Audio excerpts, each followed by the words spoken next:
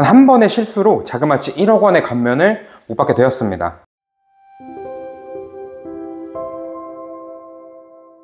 안녕하세요. 컨설팅 전문 세무사 박정현입니다.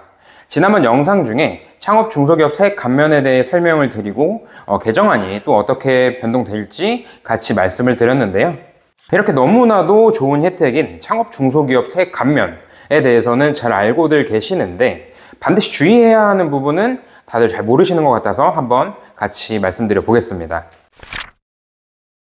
창업 중소기업 세액 감면에 대해 간단하게 설명을 드리면 조세특례 제한법에서 규정하고 있는 감면으로 수도권 과밀억제권역 내의 지역이냐 외의 지역이냐, 그리고 창업 당시에 청년이냐 아니냐에 따라 감면율이 달라지는 규정이라고 보시면 되겠습니다. 표를 같이 보시면 청년이면서 수도권 과밀억제권역 외의 지역에서 창업하는 경우에는 최대 100% 감면을 적용받고요. 청년이지만 수도권 과밀억제권역 내의 지역에서 창업하거나 청년이 아니면서 수도권 과밀억제권역 외의 지역에서 창업하는 경우에는 50%의 감면을 적용받습니다. 청년도 아니고 수도권 과밀억제권역 안에서 창업한다면 당연히 감면은 없고요. 물론 부동산 임대업 같은 업종은 적용이 안 되고 일정한 업종을 영위해야 하는 요건도 충족을 해야 하지만 단순히 수도권 밖에서 청년이 창업만 한다면 세금을 100% 면제해준다니 굉장히 매력적인 감면 중에 하나인데요.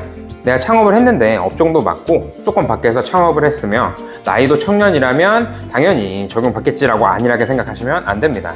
가볍게 생각하고 넘어갔다가 감면을 적용받지 못하는 경우도 있으니까요. 실제 저희 고객님도 당연히 적용받을 줄을 알고 계셨다가 한 가지 사유를 위반하셔서 세금을 1억 원가량 납부하셔야 했습니다. 창업 중소기업 세액 감면에는 감면을 배제하는 사유를 몇 가지 두고 있는데요. 첫 번째는 사업용 계좌 미신고입니다. 일정 사업 규모 이상의 사업자를 세법상 복식후기 의무자라고 합니다. 세무사 또는 회계사를 통해 복식장부를 작성해서 신고해야 하는 사업자의 범위인데요.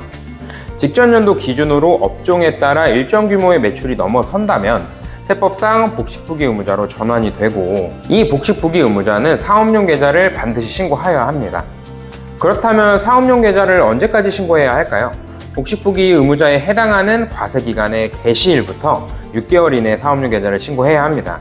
만약 내가 2023년도에는 복식후기 의무자가 아니었지만 매출 규모를 보니 2024년도에는 복식후기 의무자가 해당된다면 1월 1일부터 6개월 이내인 6월 30일까지는 사업용 계좌를 신고해야만 하죠. 만약 이 기간을 놓친다면 해당 연도에는 감면을 받을 수가 없습니다. 그리고 사업을 운영하다 보면 사업용 계좌를 한 개만 사용하는 것은 아니고요.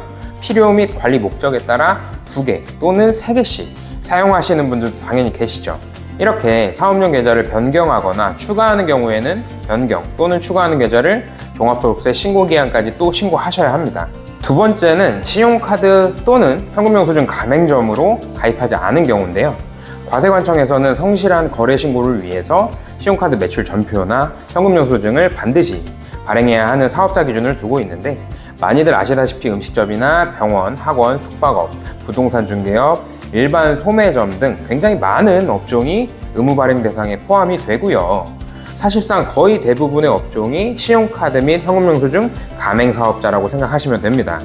이 현금영수증 의무 발행 업종에 대해서는 따로 업로드 해드리도록 할 텐데, 만약 현금영수증 의무 발행 업종임에도 불구하고 가맹사업자로 60일 내에 등록하지 않는다면 세액 감면을 적용받을 수 없습니다.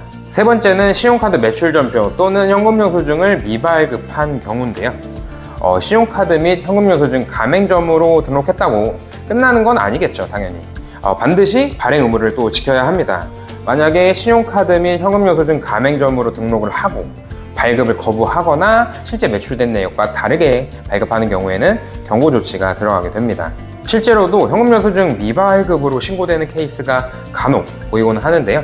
해당 과세년도에 발급을 거부하거나 사실과 다르게 발급한 경우가 5회 이상인 경우에는 감면을 그냥 적용받을 수가 없고요. 발급을 거부하거나 사실과 다르게 발급한 경우가 5회는 안 되지만 3회 이상이고 합계액이 100만 원 이상인 경우에도 감면을 적용받을 수가 없습니다. 이렇게 세 가지 요건 중에 하나라도 충족하지 못한다면 창업 중소기업 세액 감면을 적용받을 수가 없는데요.